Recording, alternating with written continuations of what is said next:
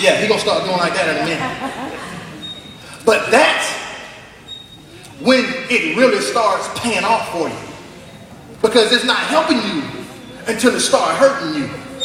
And you got to be able to endure some pain in your life. And you got to be able to have some endurance to run this race. Keep going, keep going. It's slipping? Okay, Ezo, because sometimes life will start slipping on you. Come here, Ezo. Keep going, don't stop. I know it hurts. It's slipping, I know it hurts. But see, when you're in life and you start experiencing pain, God has a way of providing somebody that's called a spotter. And our athletes know that a spotter comes alongside you not to help you or to take the weight off of you, but he comes alongside you to help you lift the weight when it starts getting too heavy for you. Do I have a witness in this church today? God has a way of sending. That's why you got to make sure that you have people in your life that when they see you struggling, they don't start laughing at you. They don't start talking about you, but they come alongside of you and they come in front of you and say, you know what? Let me help you with that. You're one of the best football players on our team, and I know you're struggling with math. Let me help you with that before I let you flunk off the team. I ain't done yet. Keep going. Is it hurting? It's hurting. So you got to have some endurance and you got to have some pain. Now you got to make sure, watch this. Look at how big he is. Look at how small he is. You got to make sure that the people that they're going to spot you are the people that's on the same level that you are.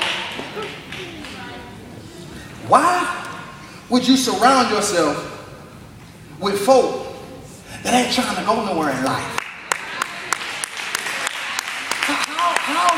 How? Now, I'm not telling you to be arrogant or conceited or anything like that, but I'm saying don't dumb down for nobody. If you're hurting, if you're struggling, why would you surround yourself with people that are going to be no benefit to you? Yeah, he can help you for a little while, but after a while, because the weight that he's lifting is actually too heavy for him too. So you have to make sure that you have some endurance, and you got to make sure that you have a high threshold of pain. Now watch this, and I'm done. Finally, you got to make sure that you have some persistence. Need another volunteer. A girl. Time. Take your shoes off.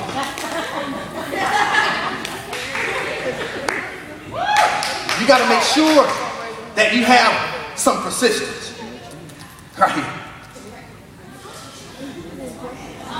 Ready? Go. Every time life knocks you down, you got to be able to bounce back. Every time an attack comes to you, you got to be able to bounce back. I want you to keep going until I get done. You got to have some endurance. You got to have a high threshold of pain. And you got to be able to bounce back. You got to have some persistence. Look what the Bible says in verse number 26. Verse number 26 says, and he said, let me go for the day breaks. And then, here's the persistence. Look what Jacob says to God.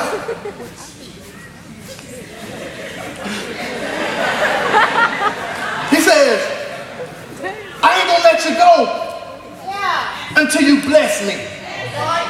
Put that down real quick. I need you real quick. Taja, you and my man keep on going. He tired. He done changed. I see you about to fall. This is what it looks like. This is God. Big God. Y'all know God always bigger than us. This is God. This is you. He has been wrestling. Don't grab me too tight. Okay? Don't bear hug me.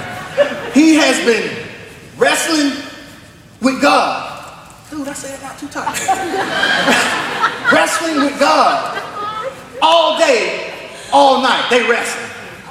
I can't even move it. He wrestling, and then he laughing at me.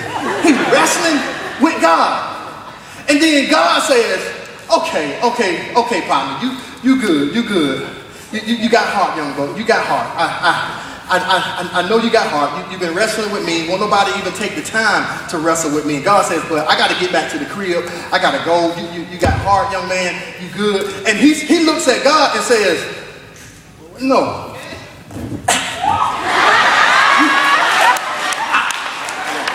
You done kept me up all night. I done gave up sex for you. I done gave up women for you. There's been some times I want to cuss some people out.